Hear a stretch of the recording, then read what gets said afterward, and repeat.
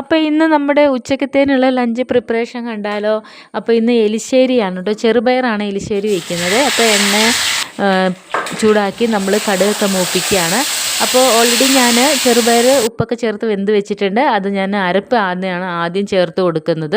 അരപ്പിൽ തേങ്ങ, ജീരകം, മഞ്ഞൾപ്പൊടി, അതുപോലെ തന്നെ വെളുത്തുള്ളി ഒക്കെ ചേർത്തിട്ട് അരച്ചെടുത്ത അരപ്പാണ്.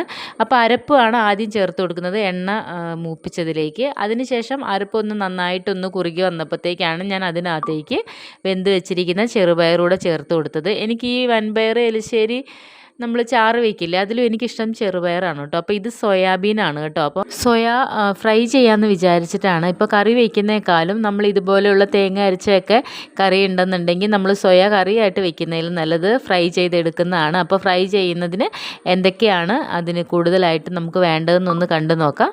കാശ്മീരി മുളക് പൊടി, മീറ്റ് പൊടി, ഗരം മസാല, കുരുമുളക് പൊടി, മല്ലിപ്പൊടി, കുറച്ച് എണ്ണ, ആവശ്യത്തിന് ഉപ്പ് ചേർത്ത് നന്നായിട്ട് യോജിപ്പിച്ചെടുക്കും. ഈ സമയത്ത് ഇതാ നമ്മളുടെ കറി ഇവിടെ കുറുകി വന്നു കേട്ടോ, വെന്ത് നന്ന പാകമായി. ഇനി നമുക്ക് എണ്ണ ഒഴിച്ച് കൊടുത്ത് നമ്മൾ യോജിപ്പിച്ചെല്ലാം മിക്സ് ചെയ്ത് വെച്ചിരിക്കുന്ന സോയാബീൻ ബോൾസ് അതിനകത്തേക്ക് ചേർത്ത് കൊടുത്ത് നമുക്ക് ഫ്രൈ ചെയ്തെടുത്താൽ മാത്രം മതി. മീറ്റ് കൂട്ടി മാത്രമേ കഴിക്കൂ എന്നുള്ളവരുടെ ഒരു ആശ്രയമാണല്ലോ മീറ്റില്ലാതെ വരുമ്പോൾ സോയ ബോൾസ് എടുക്കുന്നല്ലേ. അപ്പോൾ അങ്ങനെയുള്ളവർക്കൊക്കെ ഈ ഫ്രൈ ഒന്ന് ജസ്റ്റ് ട്രൈ ചെയ്യാവുന്നതാണ് കേട്ടോ. ഞാനിത് പവിക്കുട്ടിന് സ്കൂളിൽ കൊടുത്തു വിടുമ്പോൾ അവൾക്ക് ഒരുപാട് ഇഷ്ടപ്പെടാറുണ്ട്. പിന്നെ ദുർഗമ്മ അങ്ങനെ ഇരിക്കുമ്പോഴൊക്കെ ഇടയ്ക്ക് ഒന്ന് കഴിക്കാറുണ്ട് കേട്ടോ. അവൾക്ക് വലിയ താല്പര്യമൊന്നുമില്ല സോയ ബോൾ. പിന്നെ അതാ എനിക്ക് ഭയങ്കര ഇഷ്ടമാണ്, വീട്ടിൽ എനിക്ക് കാണാനും അച്ഛനും പവിക്കുട്ടിനെല്ലാം ഭയങ്കര ഇഷ്ടമാണ്. അപ്പോൾ ഇതാ ഇങ്ങനെ ഒന്ന് ഫ്രൈ ചെയ്ത് നോക്കുകയാണെങ്കിൽ നമുക്കിത് മാത്രം മതി ചോറിന്. അപ്പോൾ ഇതിൻ്റെ കൂടെ തേങ്ങ അരച്ച കറികളൊക്കെ നന്നായിട്ട് പോകും കേട്ടോ. അതുകൊണ്ടാണ് ഞാൻ എലിശ്ശേരി അങ്ങനെ വെച്ചത് കേട്ടോ.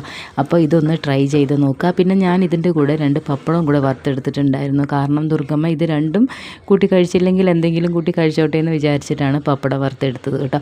അപ്പോൾ എന്തായെങ്കിലും ഇത് 3 നല്ല ഒരു കോമ്പിനേഷനായിട്ടാണ് എനിക്ക് ഫീൽ ചെയ്തത്. അപ്പോൾ ഞാൻ പപ്പടം മുഴുക്കനെ വറുത്ത് ദുർഗമ്മയ്ക്ക് കൊടുക്കില്ല കേട്ടോ. ഞാൻ 2-3 പപ്പടം അങ്ങനെ വറുത്തെടുത്ത് ബാക്കി ഞാൻ ചെറുതായിട്ട് അരിഞ്ഞെടുത്ത് വറുത്ത് ദുർഗമ്മയ്ക്ക് അങ്ങനെ കൊടുക്കുന്നതായിരിക്കും നല്ലത്. കാരണം അവളെ സംബന്ധിച്ച് വലിയ പപ്പടം കൊടുത്ത് അവിടെ മുഴുവൻ പൊടിച്ച് വാരി ഇടുന്നല്ലാതെ കഴിക്കില്ല. ചെറിയ ചെറിയ കഷ്ണങ്ങളാകുമ്പോൾ അവൾക്ക് വേഗം എടുത്ത് കഴിക്കാമല്ലോ. അതുകൊണ്ടാണ് ഞാൻ ചെറുതായിട്ട് കട്ട് ചെയ്ത് കൊടുത്തത് കേട്ടോ. അപ്പോൾ ഇതാ പെട്ടെന്ന് തന്നെ, എത്രയും പെട്ടെന്ന് തന്നെ ഞാനൊരു 1:15 സത്യത്തിൽ ഞാൻ ഇതിന് വേണ്ടിയിട്ട് അടുക്കളയിൽ കയറിയത്.